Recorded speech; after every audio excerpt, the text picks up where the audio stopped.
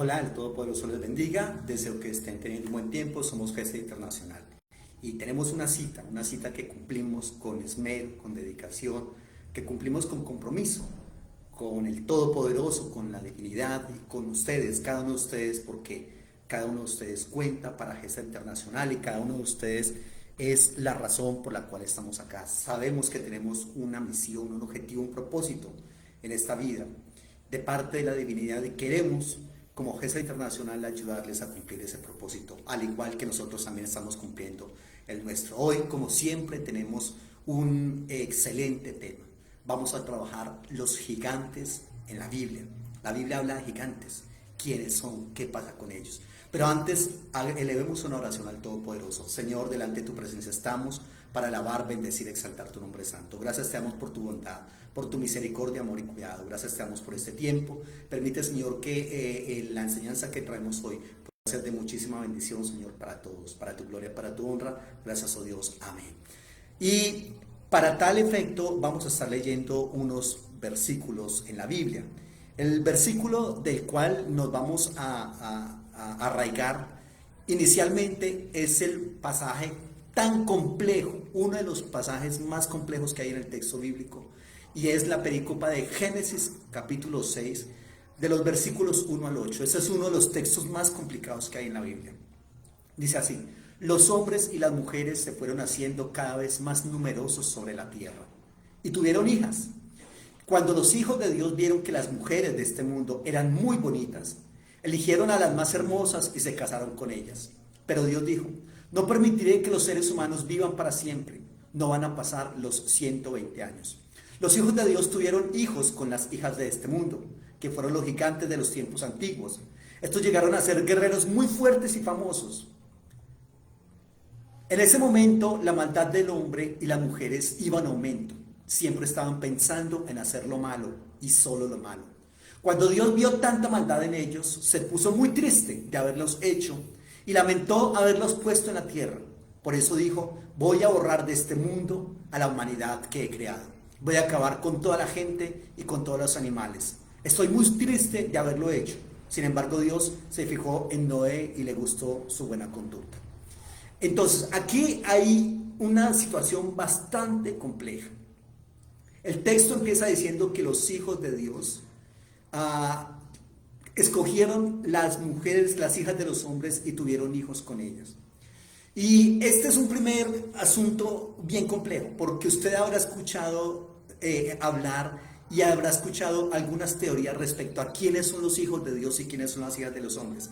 La verdad, solamente me voy a referir a ese primer segmento para ir directamente a lo que dice después: los gigantes, que es el tema de esta noche. Los gigantes en la Biblia, ¿correcto? Y entonces dice que los hijos de Dios tuvieron relaciones sexuales con las hijas de los hombres. Eso es lo que está pasando allí, ¿correcto? ¿Quiénes son los hijos de Dios? Usted habrá escuchado varias teorías al respecto. Algunos dicen que los hijos de Dios son los descendientes de Sem, mientras que las hijas de Dios, las hijas de los hombres son los descendientes de Caín, ¿correcto? Esa es una primera postura, muy válida y respetable, mucha gente cree en ella. Otros dicen que los hijos de Dios son los reyes, los príncipes, es decir, la gente cortesana, mientras que las hijas de los hombres son los plebeyos, ¿correcto? Los que no tienen, la gente ordinaria, que no tenía títulos nobiliarios ni nada de ese asunto. Un tercer aspecto dice que los hijos de Dios son la gente que le temía al Señor, ¿correcto? Los que adoraban a Dios, mientras que las hijas de los hombres son los paganos, los impíos. Y en cuarto aspecto dice que los hijos de Dios son, en el hebreo hay una frase allí en ese pasaje, los Bene Ha Elohim. Y Bene Ha Elohim es, en muchos otros pasajes de la Biblia, básicamente se está refiriendo a los ángeles del cielo. Entonces los hijos de Dios serían esos ángeles del cielo y las hijas de los hombres serían entonces las mujeres normales, correcto, que nosotros vemos. Esas son las cuatro posturas. La verdad es que de esas cuatro posturas, la más de pronto que se acerca a la realidad y que trata de explicar una cantidad de situaciones en la Biblia es la cuarta postura, que los hijos de Dios son los Bene Ha Elohim, es decir, los ángeles del cielo, ¿ya? Y luego dice entonces que ellos se llegaron a las mujeres, ¿correcto? Porque vieron que eran muy bonitas y se casaron con ellas. Bueno, realmente no es que se haya casado en ese momento, no había como esa unión de yo los declaro marido y mujer, pero básicamente tuvieron relaciones sexuales con ellas, ¿correcto? Y obviamente entonces allí vienen varias situaciones que se dan. Pero en el versículo 4 dice, los hijos de Dios tuvieron hijos con las mujeres de este mundo, que fueron los gigantes de los tiempos antiguos. Estos llegaron a ser guerreros muy fuertes y famosos. Aquí entonces hay una situación porque en algunas versiones dice que había gigantes antes de esa unión y después de esa unión.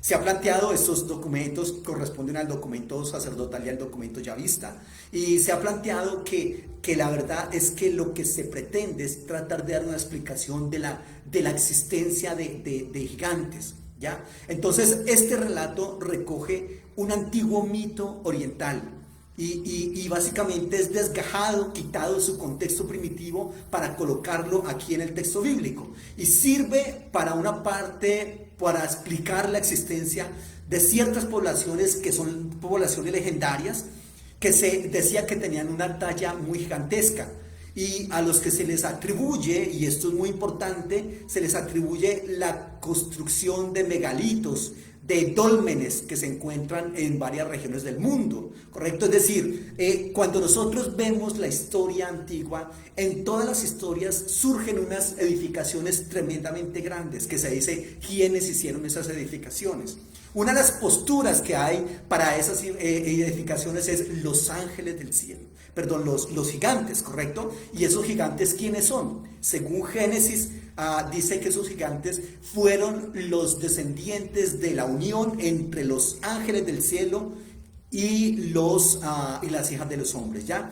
En una leyenda existente en todos los pueblos primitivos, se da entonces esa lectura de los gigantes para tratar de explicar, reitero, grandes construcciones que se les ha llamado en algunos casos de construcciones ciclópeas, los famosos cíclopes, recordarán ustedes también, grandes construcciones de piedras enormes, piedras gigantísimas que no se podrían mover con grúa ni siquiera en la actualidad, y cómo se hizo para moverlas en esa época, ¿ya? Pero esas construcciones abundan en muchas partes del mundo, también en la Transjordania, por allá cerca de la Tierra Prometida también abundan.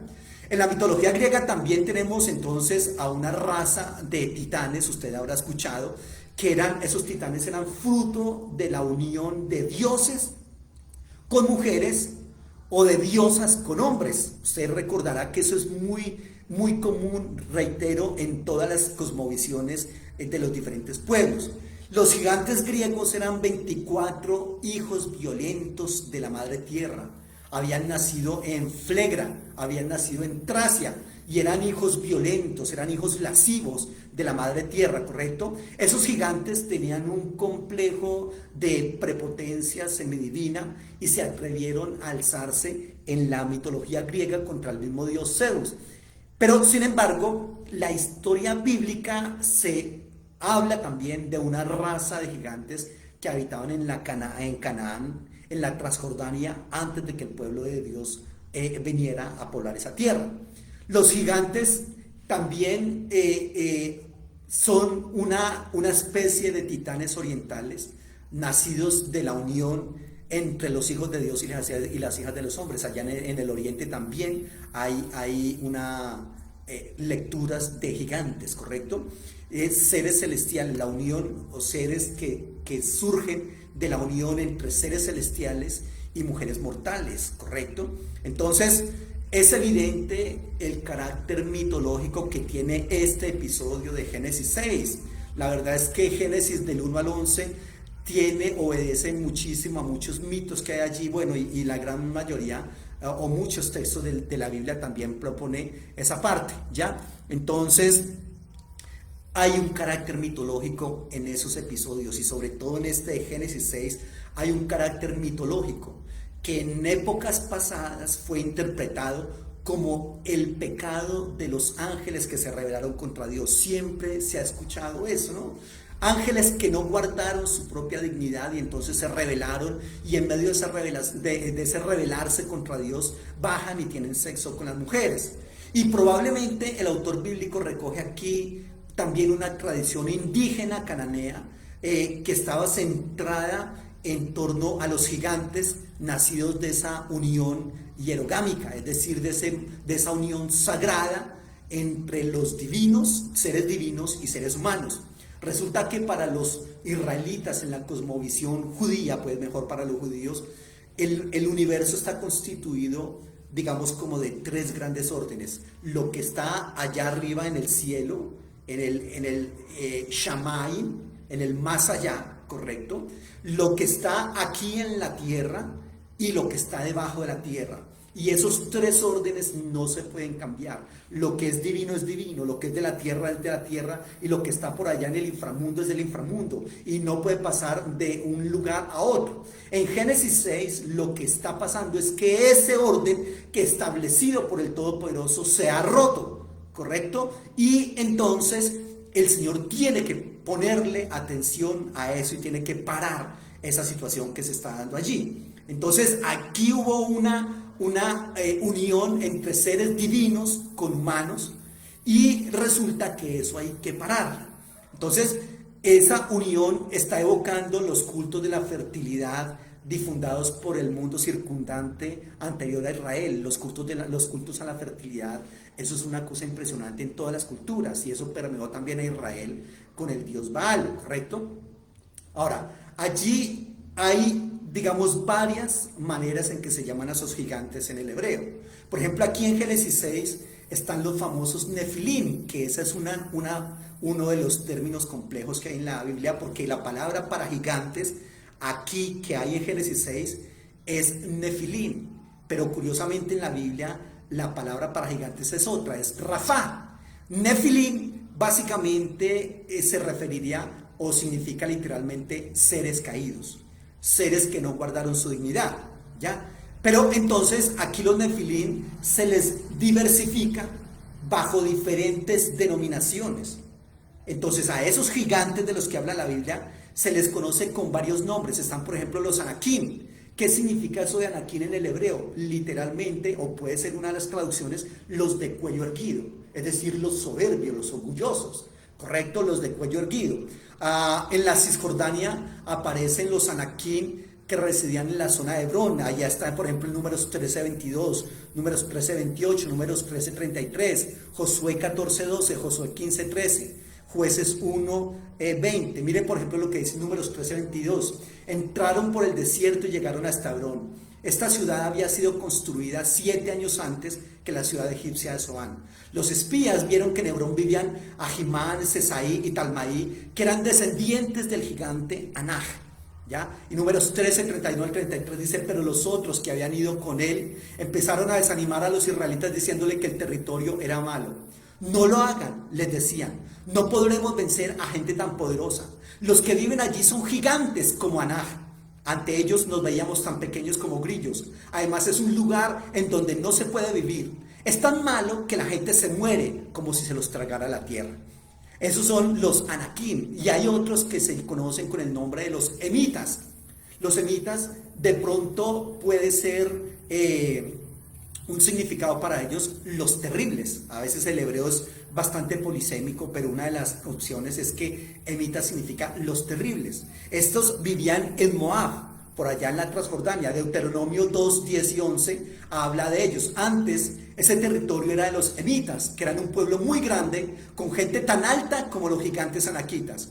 La mayoría de la gente los conocía con el nombre Refaitas, pero los moabitas fueron los primeros en llamarlos Emitas. Están también, por otro lado, los Zunzumim, o también se les dice los Susitas, que vivían por allá en Amón. Y esos Zunzumim quizás puede significar los gruñones, Génesis 14:5 y Génesis 15:20, Deuteronomio 2:10 y Deuteronomio 2:20-21. Génesis 14:5 dice: al año siguiente que Arlomer y los reyes que estaban de su parte salieron a pelear contra aquellos 5 reyes. En Astarot, Carnaín derrotaron a los Refaitas. En Am derrotaron a los susitas, en Sabé, Kiriataim derrotaron a los emitas. Ahí está. En Deuteronomio 20:21 dice: los refaitas, a quienes los amonitas conocían con el nombre de sansumitas, habían vivido allí antes. Por eso la región era considerada territorio refaíta. Los sansumitas eran un pueblo grande, con gente tan alta como los gigantes anaquitas. Dios acabó con ellos por medio de los amonitas, que se quedaron para siempre con su territorio. Los textos bíblicos, entonces, tardíos, hablan de los amorreos también como una raza de talla descomunal. Por ejemplo, en Amós capítulo 2, versículo 9, o Números 13:22, o Deuteronomio 3:11. Por ejemplo, Amós 2:9 dice: pueblo de Israel, yo los saqué de Egipto y durante 40 años los guié a través del desierto. Destruí por completo a los amorreos y les di a ustedes su país, aunque ellos eran un pueblo de mucha fuerza y de gran estatura. Deuteronomio 3:11 dice: Og era el único rey de los refaitas que aún vivía. Dormía en una cama de hierro que medía 4 metros de largo y 2 de ancho. Esa cama podía verse en la ciudad de Amonita de Rabá. Entonces, se les considera a toda esta gente sucesores de la raza de gigante que habitaban en la Transjordania, ¿correcto? Otros que habían eran los Refaín de Galaad.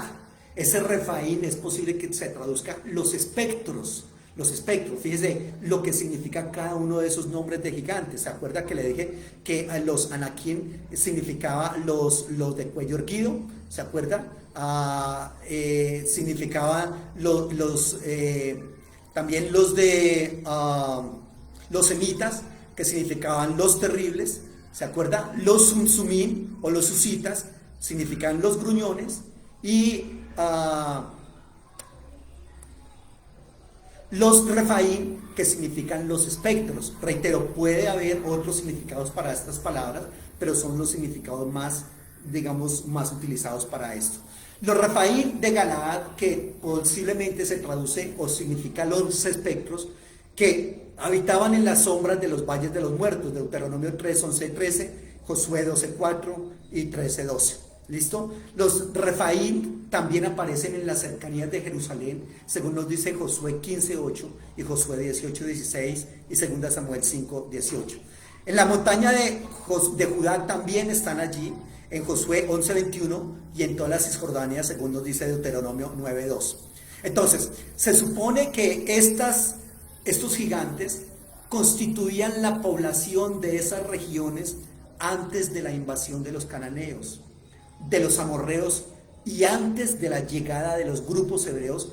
Ellos estaban esos gigantes allí. A esos gigantes se les atribuye la construcción de una cosa que se ha denominado dólmenes. Puede buscar usted ahí en internet dólmenes. Eso es como una especie como de cosas así, parecería como una mesa, pero es como una casa con piedras gigantísimas. ¿Quién hizo esas construcciones? Pues los gigantes, dicen ellos. A esas construcciones también se les llaman cromlesh, o también se les llama menires. ¿Ya? Puede usted buscar eso ahí en internet y le va a aparecer las imágenes de eso. Y esas construcciones aparecían con frecuencia en toda la Transjordania. Y al pasar los israelitas por las estepas de Moab, se encontraron, como les leí, con la cama de hierro del gigante Og, que era de 4 metros de larga por 2 de ancha. Entonces, la fuerza de esos gigantes se debía, según las explicaciones ambientales pre-israelitas, a la unión de los hijos de Dios de Génesis 6 con las mujeres de ese mismo capítulo. Incluso los beduinos también, incluso en la actualidad, creen en las uniones sexuales entre los dígins, que son los genios divinos, con las mujeres. Y aquí hay alguna situación un poco complicada, porque en algunas versiones se dice que los gigantes existían antes y que existían después de la unión de esos seres espirituales con las mujeres, ¿ya? Pero la verdad es que lo que se pretende en el capítulo es mostrar la existencia de los gigantes. ¿De dónde vienen esos gigantes? De los cuales existen las leyendas. Incluso también en la actualidad hay unos gigantes, pero se sabe en la actualidad que son gigantes porque tienen algunos atrofios, digamos, en sus sistemas, ¿correcto? que estimulan la glándula del crecimiento, etcétera, etcétera. Básicamente es por eso, pero siempre ha habido la existencia de leyendas, de historias, de gigantes, de gente mucho más alta, poderosa, grande que los seres humanos, digamos, de tallas normales, ¿correcto? Y reitero, en Génesis 6 lo que se pretende es dejar por sentado que los gigantes de los cuales se habla, tanto en el texto bíblico como en esas otras culturas, eran la descendencia de esa unión que era una unión trágica, una unión que no es vista de parte del Todopoderoso con buenos ojos, y que es una unión que acaba de destruir la ética, la moralidad, la espiritualidad de los seres humanos que pensaban en la corrupción y pensaban en muchas cosas perversas todo el tiempo. Y que a partir de esa corrupción entonces viene lo que nosotros conocemos como el diluvio, pero que antes de eso también viene la idea de que el ser humano no va a vivir tanto tiempo. Pero bueno, ahorita les hablo un poco más de eso. Entonces, la verdad es que lo que se pretende, reitero, es que nosotros entendamos que los gigantes de los que se habla siempre vienen de esa unión, de los hijos de Dios con las hijas de los hombres, ¿correcto? Reitero que la palabra que está ahí en Génesis 6:4, la palabra Nefilim, que se tradujo como gigantes, debería traducirse como seres caídos, porque la expresión normal para gigantes es la palabra Rafá del hebreo. En Deuteronomio 3:11, 1 Corintios 26, obviamente eso se puede ver en el hebreo. En algunas traducciones son los caídos, y reitero, es una referencia a los seres caídos. El problema es que el texto no es claro en la identificación de los Nefilim con los hijos de Dios. Curiosamente, la traducción que yo conozco que es más clara en esa es la traducción de los testigos de Jehová. Ahí sí, en esa traducción dice literalmente los ángeles del cielo, ¿correcto? Pero los Bene Elohim, es decir, los hijos de Dios, en otras partes de la Biblia sí es traducida sin ningún problema como los ángeles del cielo, ¿ya? Entonces allí está esa parte. Esa traducción para esa palabra Nefilim como gigantes es utilizada en varias traducciones modernas, y esa traducción de Nefilim como gigantes surgió de la Septuaginta y surgió de la Vulgata Latina, ¿ya? Esas versiones antiguas interpretaron como gigantes esa palabra Nefilim, que también está en Números 13:33, ¿ya? Entonces dice que allí los espías israelitas dicen que vieron a los Nefilim, hijos de Anaj, raza de los Nefilim, y ahí dice, como lo traducimos nosotros, la raza de los gigantes, y éramos nosotros a nuestro parecer como langostas, y así les parecíamos a ellos. Entonces este modo de entender ese término, reitero, sugiere que los Nefilim son productos de la unión entre esos ángeles con los seres humanos, ¿ya? Ahora, reitero que hay un problema allí en Génesis 6 que dice que el problema ese texto plantea que los gigantes no solo provienen de esa unión, sino que dice que en aquellos días y también después sugiere que otros gigantes ya existían antes.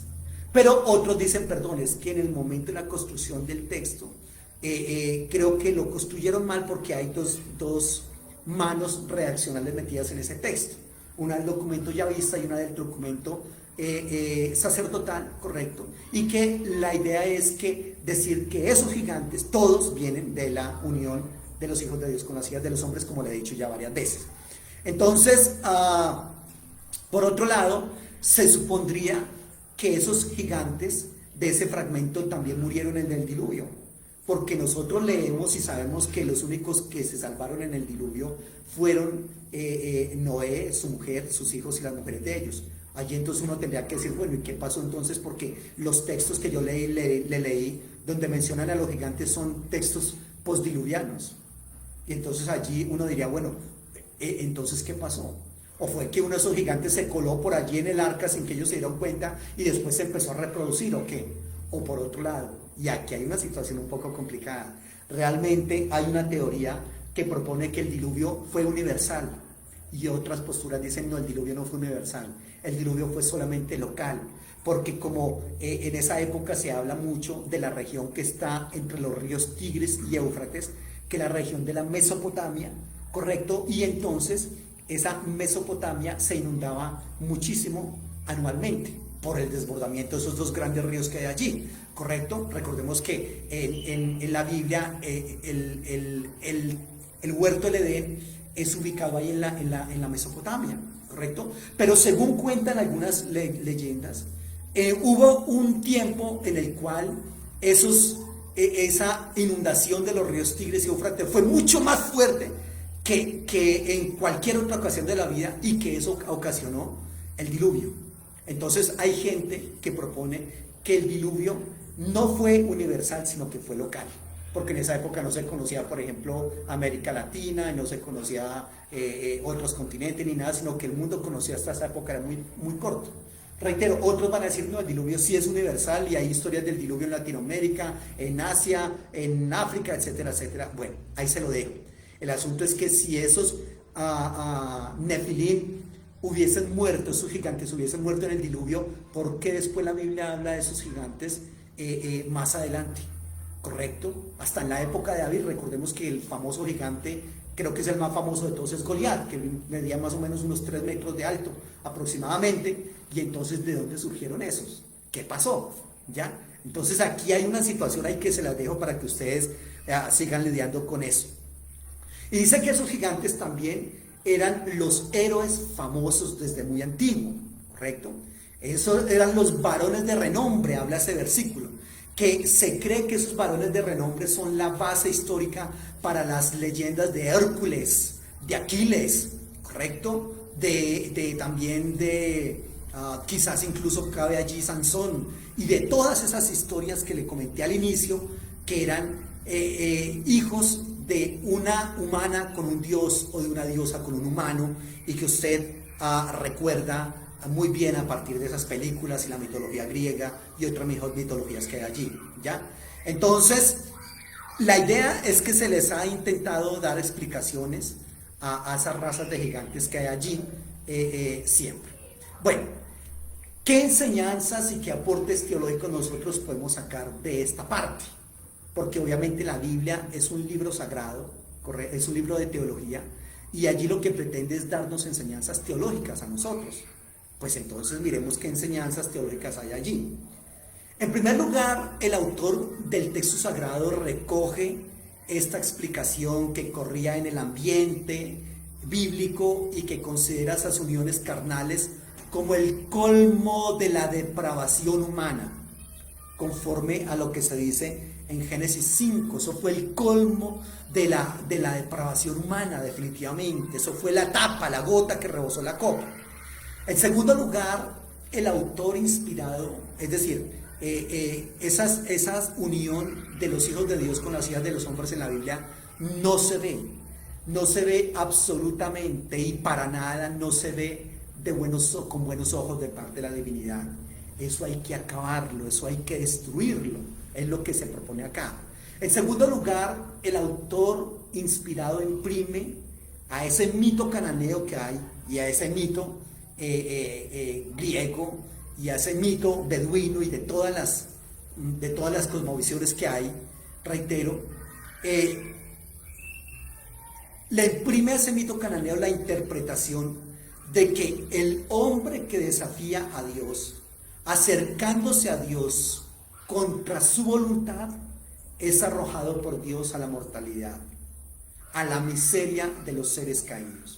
Aquí vemos que el mito existente detrás de esos seres es que son seres que no guardaron su dignidad, que se rebelan contra la divinidad, y entonces son arrojados por Dios. Pero porque se quieren acercar a Dios, no para decir: Dios, heme aquí estoy, quiero servirte, quiero pertenecerte, sino para tratar de usurpar el trono del Todopoderoso.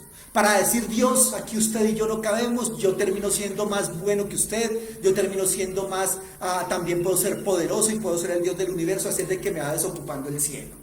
Entonces, el destino para esas personas que se acercan a Dios, al igual que estos hijos de Dios que están acá, es ser arrojados por Dios a esos seres de allá de Génesis 6, a la mortalidad, ¿correcto? A la miseria de los seres caídos, porque, perdón, Dios es Dios y nosotros seguimos siendo seres humanos, y esos ángeles que eran seres creados, también eran eso, seres creados y para de contar. En tercer lugar, los autores bíblicos no pueden admitir esas mezclas de lo divino y de lo humano, ya que solamente existe un Dios trascendente y un Dios, según la teología cristiana evangélica, existe solamente un Dios encarnado, al cual se le atribuyen las dos naturalezas. Eso se llama una unión hipostática, la unión entre un Dios y un ser humano en la persona de Jesucristo, reitero, en la época de Jesucristo. Por lo tanto, no se puede admitir que otros seres hayan tenido esa situación también igual como ese Dios. En cuarto lugar, la leyenda judía posterior presenta a esos gigantes como los iniciadores de la magia, de la adivinación, de la idolatría. Les recomiendo el famoso libro de Enoch, que realmente son 5 tomos en uno, y es bastante importante y habla de esto de los gigantes. Les recomiendo el libro de los jubileos, el libro de los gigantes que fueron encontrados en las cuevas de Qumran, entre la literatura que trabajaban los esenios, ¿correcto? Allí en Qumran, y se ha dicho mucho porque este libro de Enoch no pertenece al canon. Bueno, eso es otro tema que está allí, porque no pertenece al canon, pero lo interesante de esto es que se le atribuyen estos libros a esos descendientes de los gigantes que son los iniciadores de la magia, de la adivinación y de la idolatría. Por otra parte, y en quinto lugar, introduce el decreto divino de que ahora los seres humanos van a vivir solamente hasta los 120 años. Perdón, si usted lee Génesis capítulo 5, va a hablar de cómo la Biblia nos cuenta de unas personas que vivieron cantidad de años, 969, 600, 400, en fin, muchísimos años. Perdón, ¿y cómo es que ahora vivimos tan poco tiempo? Entonces, Génesis 6 lo que pretende también es introducir ese decreto divino de que por esa maldad el hombre va a vivir solamente hasta 120 años máximo y pare de contar. Entonces, esa explicación de Génesis 6 del documento yavista tiene intenciones de buscar una explicación del origen de los gigantes por una parte, y por el otro lado también busca rastrear las grandes tragedias de la existencia humana. Ya ha habido una tragedia enorme, grandísima en Génesis 3 con la caída del ser humano. Génesis 4 con el primer fratricidio de la historia. Y ahora en Génesis 6 la maldad está en su colmo. Está en un punto que ya no se puede soportar más, y como colorario entonces viene el diluvio, ¿correcto? Entonces esa unión de los hijos de Dios con las hijas de los hombres, es decir, de lo celestial con lo espiritual de una manera no aprobada por Dios, es una parte terrible de la existencia de las tragedias humanas, ¿correcto? Y se quiere contar en ese capítulo 6. Por eso se rompe ese relato tradicional cuando dice: y dijo Dios, no permanecerá mi espíritu en el hombre para siempre, por eso su carne serán 120 días. Y de ese modo esa narración, aparte de responder la curiosidad del origen de los gigantes, daba respuesta también a la brevedad de la vida misma. ¿Cómo es que esos vivían tanto tiempo y cómo es que ahora vamos a vivir solamente unos cuantos años? En séptimo lugar, otra enseñanza es que hay una etiología cultural, y esa etiología cultural se sobrepone y se convierte en una etiología existencial. ¿Qué es eso de etiología? Es una palabra de la medicina que trata de explicar el origen de una enfermedad o el origen o estado de una cosa, ¿correcto? ¿Cómo es que llegó esa enfermedad y cómo es que llegó a algo a ser lo que es? A eso se le llama etiología. Y aquí el Génesis 6 es una etiología cultural, es decir, una explicación de los gigantes, pero que luego se transforma en una etiología existencial. ¿Por qué es que estamos así como estamos? ¿Y por qué vivimos entonces el tiempo que vivimos? Y se trata de explicar a partir de esa historia de los gigantes. En octavo lugar, el sueño de cualquier ser, por celestial que sea, asimismo del ser humano, de hacer saltar las fronteras que los separan del misterio de la divinidad, está condenado al fracaso. Nosotros lo que podemos conocer entender, vivir, experienciar de Dios con el ser humano es sencillamente un permiso de parte de Dios, un galá. Galá es el término para la revelación de Dios para el ser humano. Yo no puedo conocer de Dios más de lo que Dios permite que yo conozca. Y si nosotros queremos asaltar el cielo y entrar violentamente e ir más allá de esa revelación, no se va a poder. Y vamos a estar condenados al fracaso. ¿Correcto? Eso es lo que se quiere trabajar acá. Ojo, ustedes trataron de violar las fronteras de lo divino y no es correcto, no es por ese lado. En noveno lugar, este es el camino más profundamente equivocado para establecer lazos con Dios. Hacer las cosas a mi manera. Los gigantes quisieron hacer las cosas a la manera de ellos, los seres celestiales. Y quisieron hacer las cosas a su manera, teniendo sexo con las mujeres, y mire lo que pasó. Es un camino profundamente equivocado para establecer lazos con Dios. Las cosas con Dios se hacen a la manera de Dios. Y eso que nos quede claro a nosotros.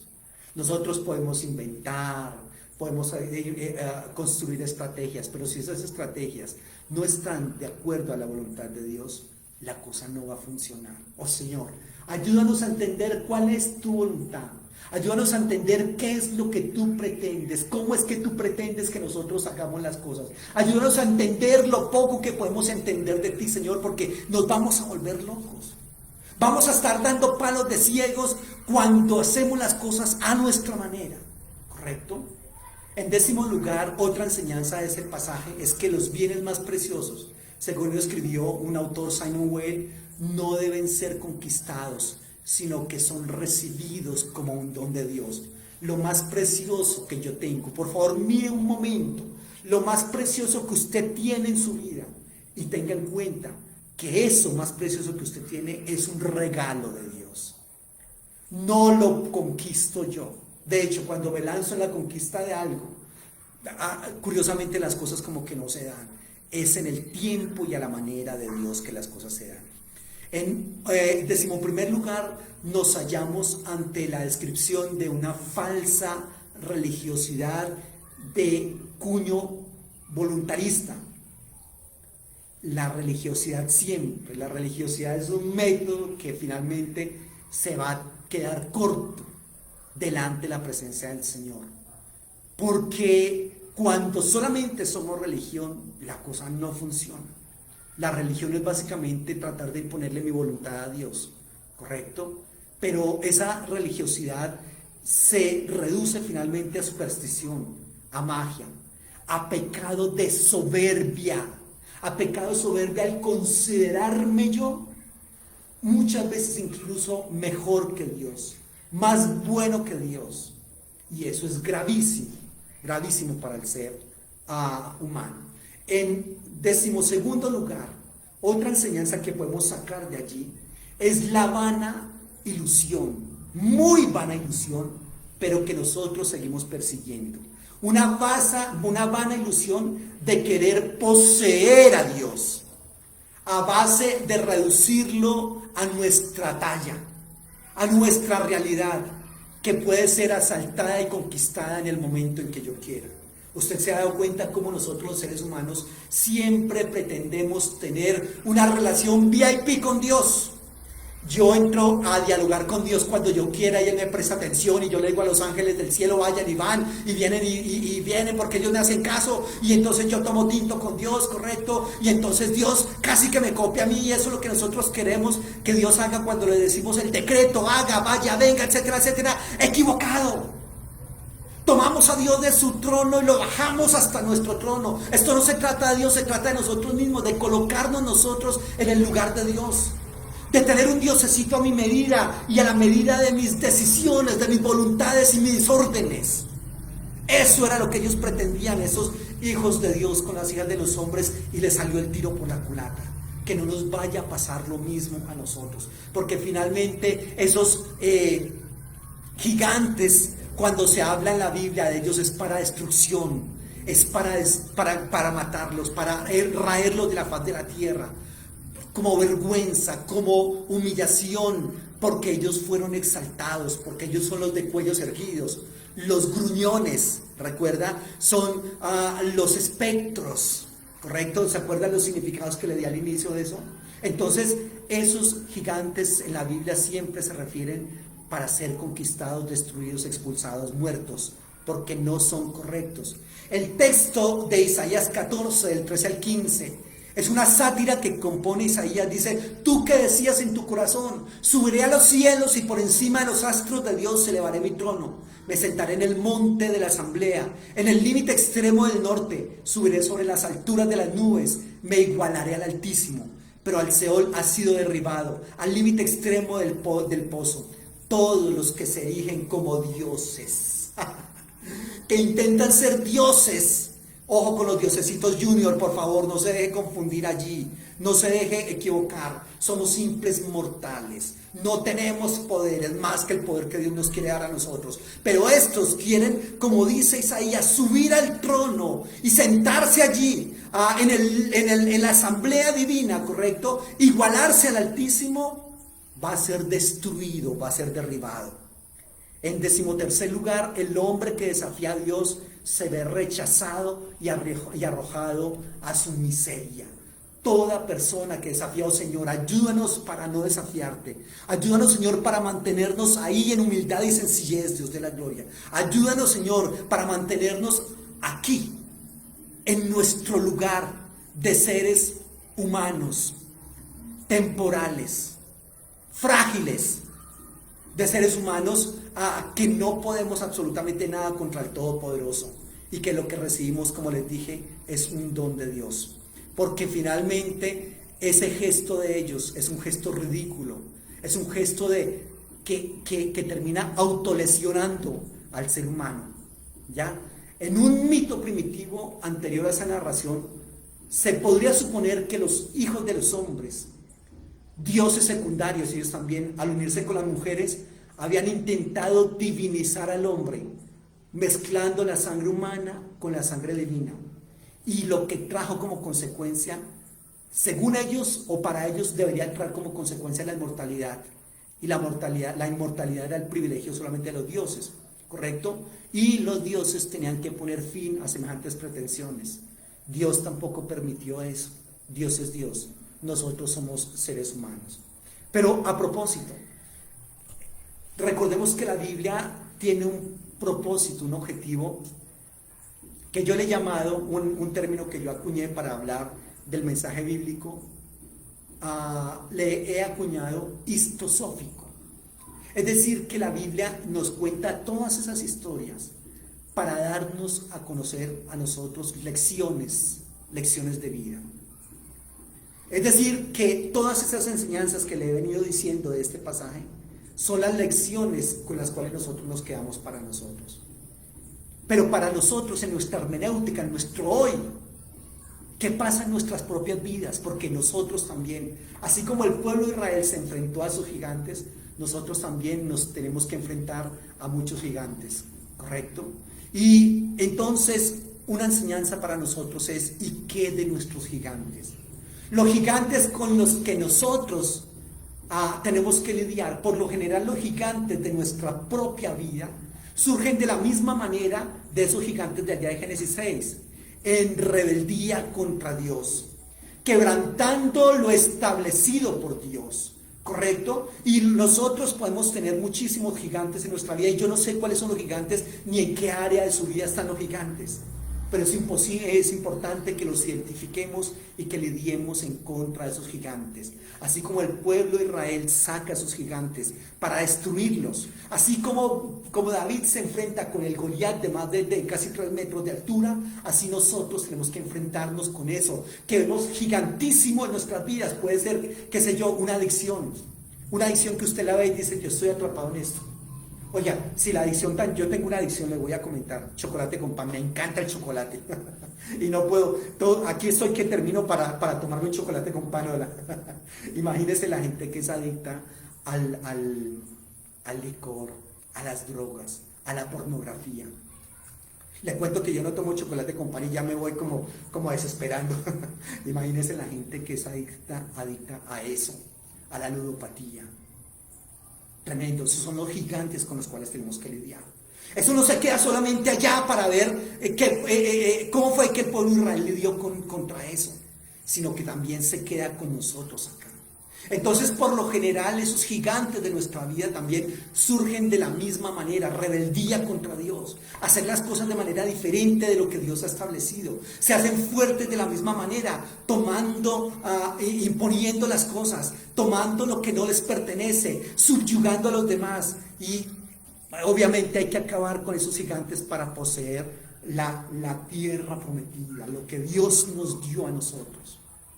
Pero no solamente nosotros como seres humanos tenemos gigantes en nuestra propia vida. Socialmente, yo les he hablado del pecado estructural o pecado social. También hay unos gigantes allí que hay que salir y conquistar. ¿Cuáles son los gigantes contra aquellos que hay que luchar y que debemos luchar? Y que, reitero, los hay personales y los hay sociales. Esos gigantes sociales del pecado social o del pecado estructural son, por ejemplo, esos bancos. Esa corrupción tan rampante en Colombia que uno dice, ¿qué puedo hacer yo contra esa corrupción? Puedes hacer y puedes hacer mucho. Eres un pequeño, así como David, pero recuerden que David mató al gigante Goliat. Es la única manera de ver esos gigantes allí. Y lo único que me enseña a mí eso de David a Goliat es que yo como un pequeño puedo destruir a un gigante siempre y cuando pueda hacerlo. Y a la manera que Dios quiere. En el nombre del Señor, como dice David. Tú vienes contra mí con lo mejor que tienes. Con lo mejor de tus armas, con lo mejor de tus estrategias, yo voy contra ti en el nombre del Señor. Los bancos, un gigante para destruir aquí en Colombia, es ese corrupto de Luis Carlos Sarmiento Angulo, que si no te arrepientes, miserable, te vas a ir para el infierno, ya pronto vas a morir. Y te digo, ¿qué vas a hacer? ¿Piensas que vas a ir a la presencia del Señor y le vas a ofrecer uno de tus bancos del Grupo Aval? ¿O que también lo vas a corromper como has corrompido a media Colombia? Si no te arrepientes, te vas a ir para el infierno. Y nada del tanto dinero que tienes te va a salvar. Lo acabó de salvar, señor Luis Carlos Sarmiento Angulo. Lo acabó de salvar allá en Corfe Colombiana, en Estados Unidos, una multa de $80 millones. No piense que una multa similar lo va a salvar delante de la presencia de Dios.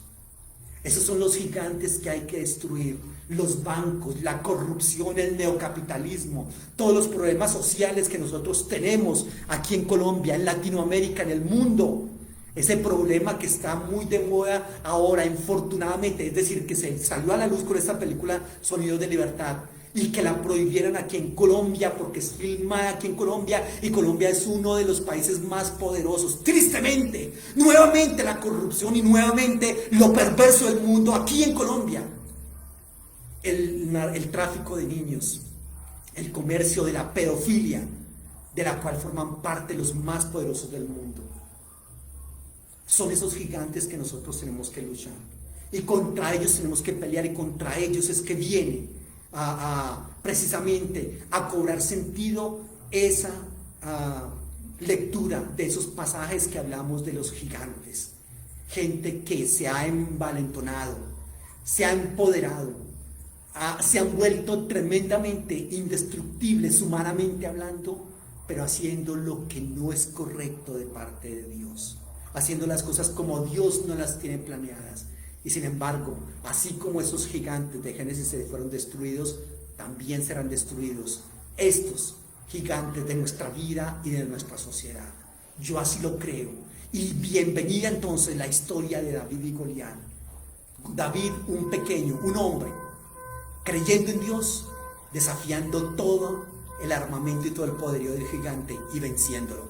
Estamos para pelear contra los gigantes en el nombre del Todopoderoso. Somos GESA Internacional, somos una institución de educación virtual bíblico-teológica, y esta es una clase que pertenece a un curso que nosotros dictamos, Génesis del 1 al 11. Estamos para servirles. Contáctese con nosotros, 315-786-7146, y sobre todo no olvidemos que estamos en una lucha permanente contra los gigantes, pero los gigantes ya tienen su derrota asegurada. Nosotros la victoria asegurada. El Señor les bendiga, que estén muy bien, muchísimos éxitos. GC Internacional somos todos. Un abrazo y que el